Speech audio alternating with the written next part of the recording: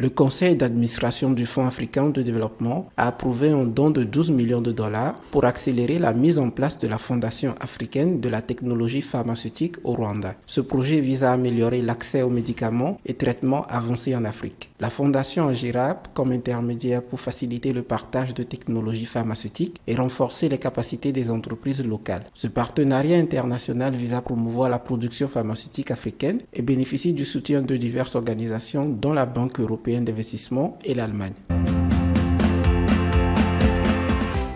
La banque marocaine Attijari Wafa Bank a annoncé une augmentation de 23% de son bénéfice net en 2023, atteignant 742 millions de dollars. Cette croissance est attribuée à une dynamique commerciale favorable avec une augmentation des dépôts clients et des crédits accordés tant au Maroc qu'à l'international. La banque, présente dans 26 pays, principalement en Afrique, prévoit également d'augmenter son dividende par action pour l'exercice 2024.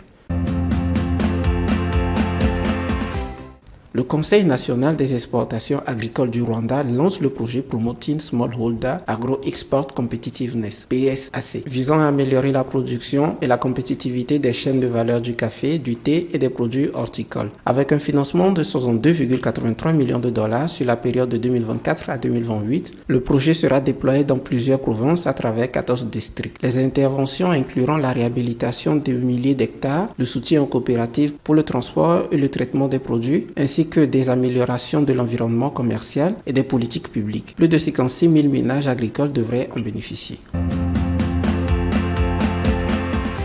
Les exportations de thé au Kenya ont atteint un nouveau record en 2023, générant 1,2 milliard de dollars, soit une augmentation de 31% par rapport à l'année précédente. Le volume de thé expédié a également augmenté de 16%, contribuant à cette performance. Le Pakistan reste le principal marché pour le thé kenyan, représentant 40% des expéditions. Le gouvernement kenyan vise à augmenter davantage les recettes d'exportation de la filière, visant près de 2 milliards de dollars d'ici 2027.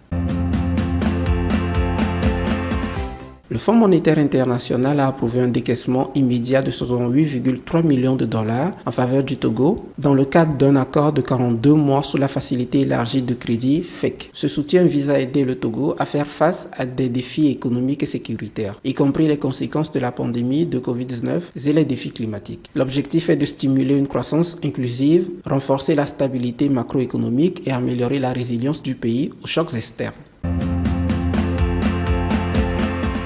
Les principaux exportateurs de gaz se sont réunis en Algérie pour coopérer afin de stabiliser la demande volatile du marché mondial. Lors du 7e sommet du Gas Exporting Countries Forum, les représentants ont souligné l'importance des contrats à moyen et à long terme pour assurer des marchés équilibrés et fiables. Le président algérien s'est engagé à renforcer la position du gaz en tant que ressource durable et respectueuse de l'environnement.